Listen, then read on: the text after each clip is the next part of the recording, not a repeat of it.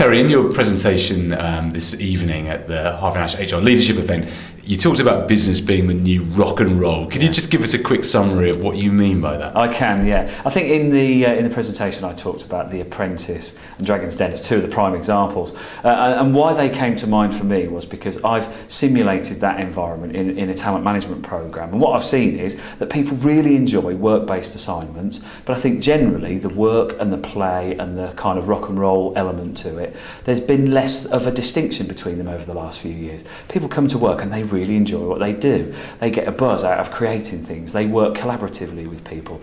And so you see people coming together almost like little mini gigs or festivals or concerts and stuff, and they talk about it passionately. They share stuff with the other people who work in different places. And it is almost like a bit of a badge of honour. If you can say, I love what I do, and it's almost like in a rock and roll musician sense, then people seem to have more of a connectivity to that now than in the past when I've been sort of talking to people about work-based achievements and so on. So, but is it not a risk that you can kind of go so far down the rock and roll kind of angle that actually you stop getting engagement, people are less bought into the basic principles of the company? Sure, I guess going through, using a rock and roll analogy, it could kind of run itself into a Woodstock festival and peak, and then it could go all sort of hippie and introspective. So yeah, it could do, but I think what happens in people's journeys, I guess, through work is they probably find themselves wanting to go to different places, almost like, you know, they kind of change their image perhaps, and they want to reframe the kind of company that they do their work with. And that for me feels like the progression of a rock and roll artist.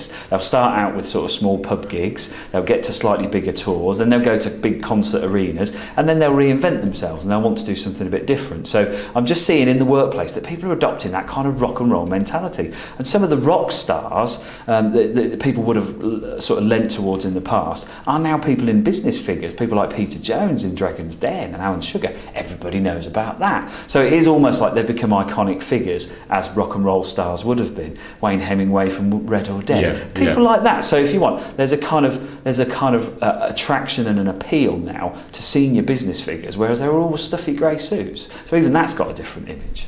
Perry, thank you very much. Thanks.